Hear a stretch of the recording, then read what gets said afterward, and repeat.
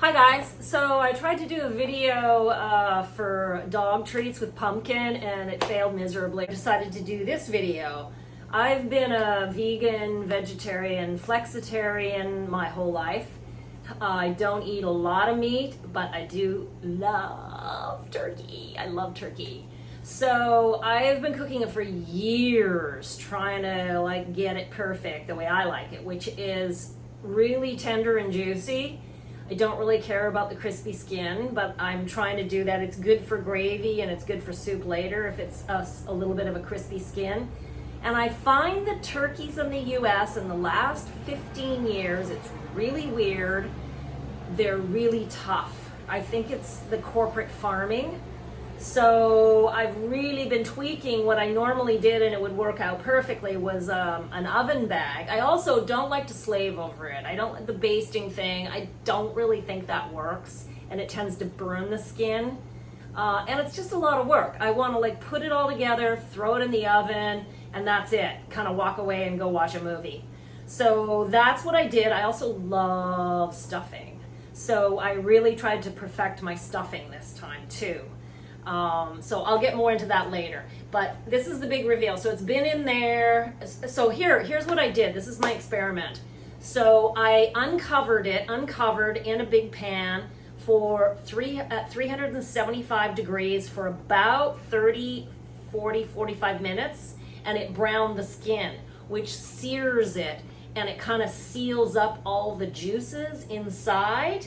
And when I pulled it out in the last hour to throw vegetables in the pan instead of dirtying more dishes, the only vegetables that I cook are my potatoes, my mashed potatoes, which those have to be perfect, and my cranberry sauce, fresh cranberry sauce. And that's it as far as, so it's just one pan because it's enough work and enough cleanup, you know what I mean? And the vegetables cooked in the juices of the turkey turn out really great. It flavors it.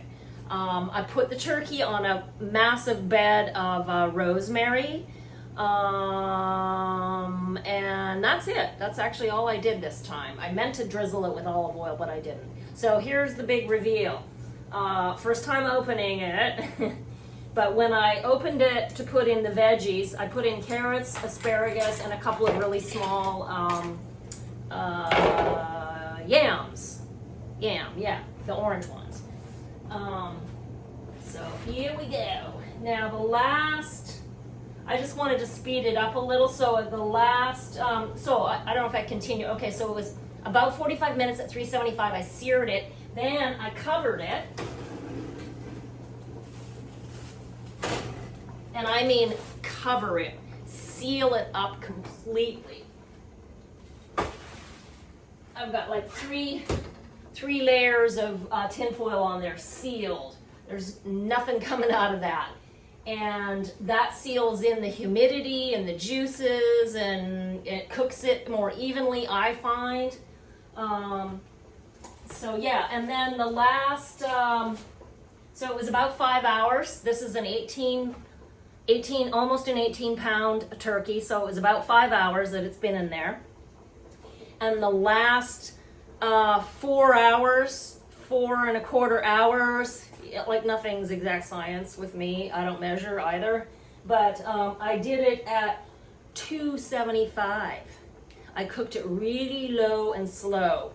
And then the last hour with the veggies, I did cook it at 300. If I had more time, I'd keep it low and slow, which again seals in those juices and they just sort of percolate in there and hopefully keep the meat super tender and moist. So let's see. You're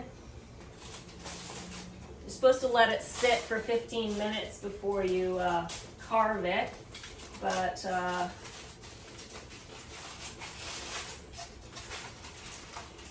I want to save the tin foil later because you just keep it in the same pot. So I'll make gravy in this pot. I'll pull it out. I'll put it into another pot. I'll make the gravy in this pot.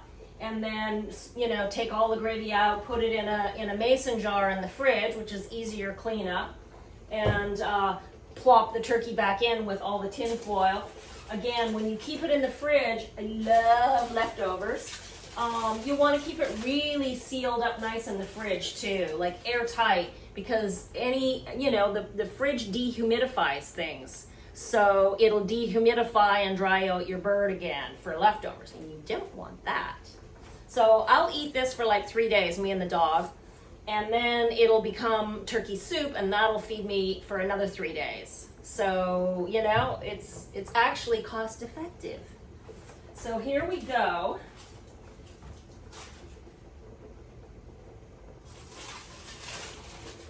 Okay, so I just ripped it. I just got to speed this up so it's more interesting, right? But there we go.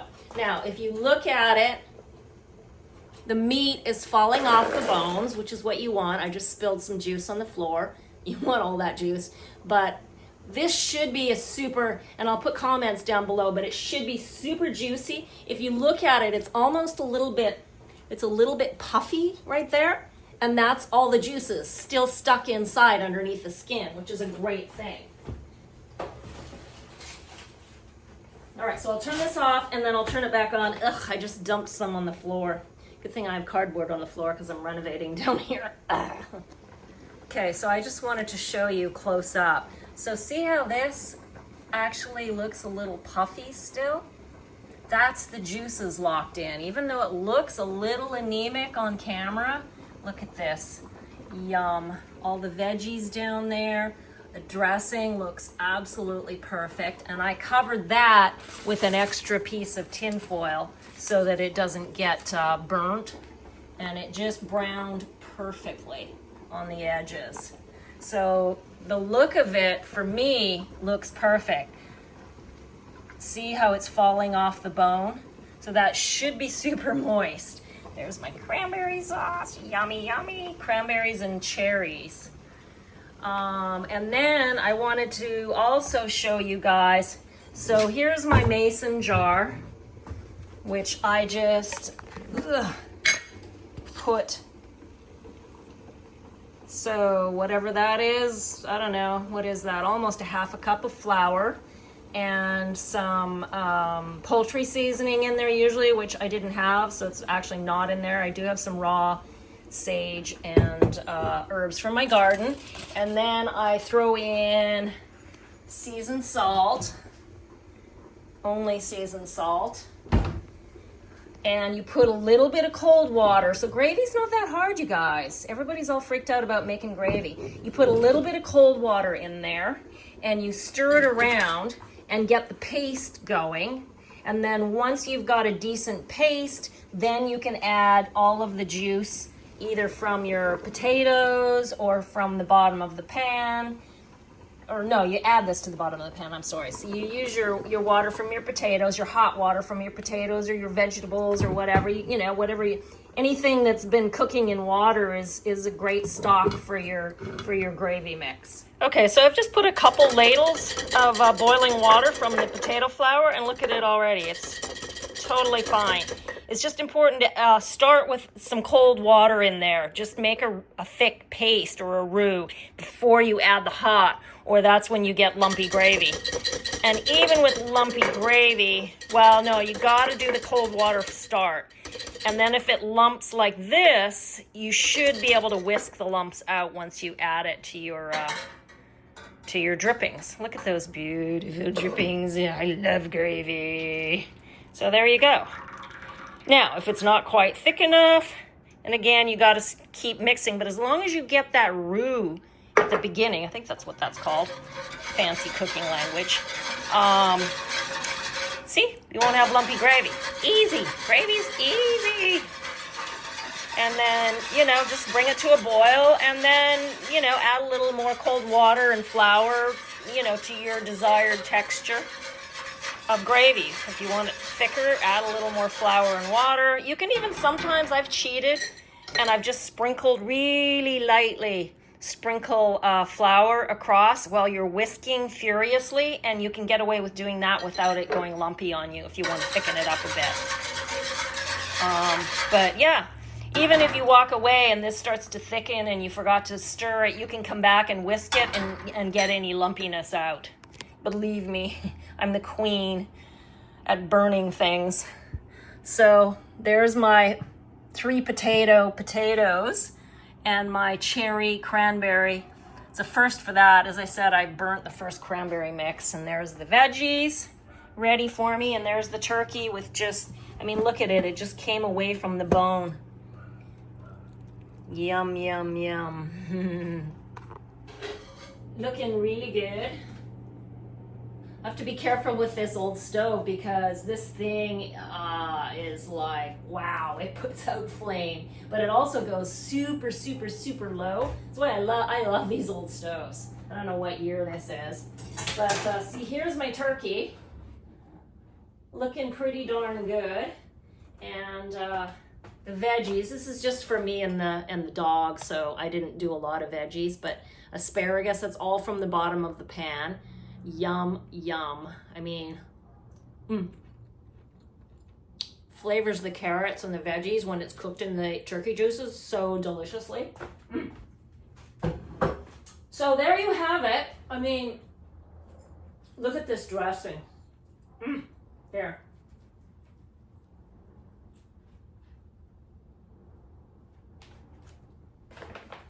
Ooh. Yeah. Really good. Yeah. So this is like a 3 mushroom dressing that I did with an artisanal mini baguette. Really good. And it's just one pan, one pot for potatoes. That's it.